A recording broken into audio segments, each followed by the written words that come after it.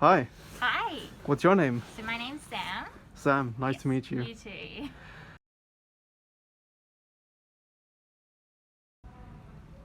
Okay, so it's a bit like happy and sad, bit of a mixture, I think.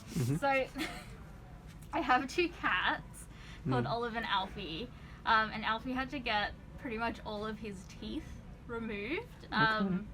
Very common in cats. And yeah, so obviously not a great situation. But so yeah, took him to the vet. He had his surgery and everything. And my partner and I went back to the vet that night to go check on him and see if we could take him home. And he was all doped up, had a little drip in his arm and everything. And he was kind of like sitting really sadly in a cage. And yeah, obviously it was very upsetting for everyone there. And the vet advised that he should just stay the night. So, you know, whatever the vet says, we were like, that's cool, we'll do that. And then as we were walking away from the cage, he sort of like tried to get up and started like meowing at us and trying to like hobble towards us, which was pretty heartbreaking, but at the same time it was really nice because I was like, you actually do love me for something other than giving you food. So it was sort of like a bit of a bittersweet moment. And then obviously when we took him home, that was, yeah, pretty amazing as well.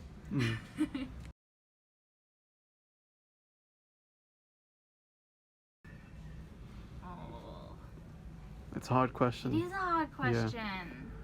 I usually lead up to it with smaller ones. Yeah. It is quite common to think a lot about, you know, what other people are doing, and I guess, you know, what other people's reactions are, and So what other people think of you. Yeah, what other people think of you. And I think also like measuring up against other people as well is a very big thing. I guess it, you know, it links back to see everything on social media, which is very cliche, but you know, that I think that is, it can cause a big weight on you when you sort of think about what you're doing and where you're going. And I think sort of, yeah, well, I guess maybe the moment is the thing that is. So I stepped away from social media quite a bit, so like I don't really go on Facebook that much or anything like that. And it's sort of, it kind of feels like there's a weight been lifted in that sense, and in terms of like when I'm doing things, it's just very much because I want to do them, or you know, it's beneficial to me or to someone else, but it's not, and I don't feel like I have to share it with everyone. And yeah, it's just, it's nice. It's sort of a peaceful way to go.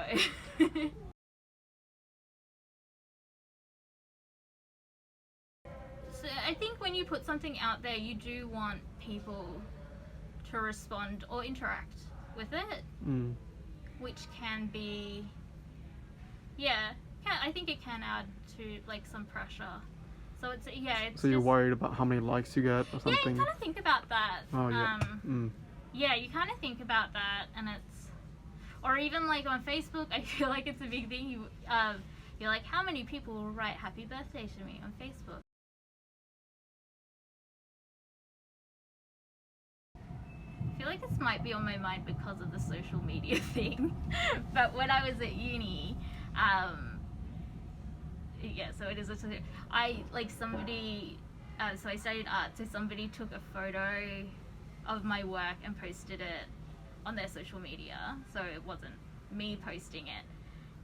And I think I might have Googled myself and somehow found this post where everybody was being really mean in the comments. And like when I look back, like, I don't know if that was sort of the start maybe of like thinking of sort of changing the perspective of it, because it is, I think sometimes with those situations you either have to ignore them or you have to kind of think they're funny, or you have to deal with them in some way that I think is a bit more positive than just being very, very sad about it. But I was quite sad about it with all these people being like, this is a failure, this is terrible, and everything like that. And I think maybe one of the elements was that I hadn't even put that out in the world to be criticized, I guess, in that way. But yeah, that was it. Yeah, that was quite hurtful. But yeah, I think when I look back on it now, it's sort of like, yeah, you know, what can you do? And I think Yeah. it was also a bit sad because it was a really nice, I guess it had started off in a very positive light in terms of that it was this gallery had seen my work and liked it, so they took a photo of it to share because they had liked it, and then it got turned into a bit of a negative thing. So it was I think it was a very quick roller coaster of emotions of like, oh, this is so exciting, a gallery has like shared my work, and then reading the comments and being like, oh, this isn't nice. So yeah, it was a very like up and down sort of thing. Criticism is always valid, but I think about it if I want to give criticism to someone, I guess I try to make it helpful in some sort of way.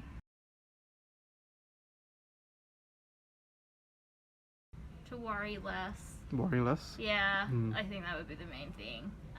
Yeah, definitely just worry less. Yeah. Yeah.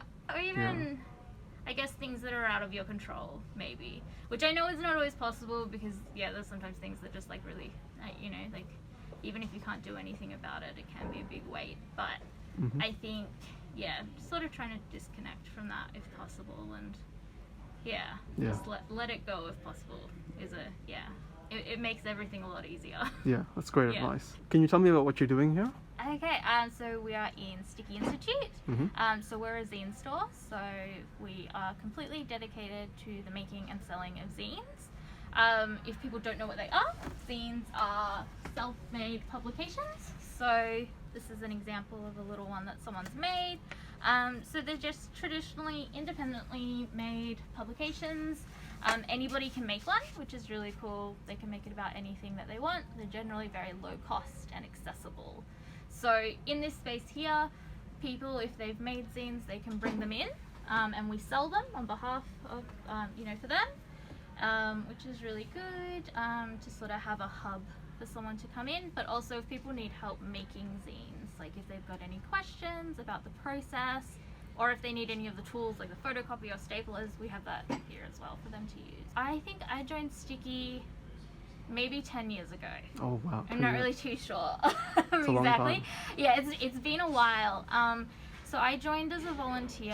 Well, I guess that's another thing, is that we're completely volunteer run. I think I started making zines at uni, and I knew about Sticky prior to that. So it was just nice to sort of be in a space that was very dedicated to it, and it's very different, I guess, to studying art in uni. It's a different environment. Thanks for that. No, that's Thanks for okay. your Thank chat. you.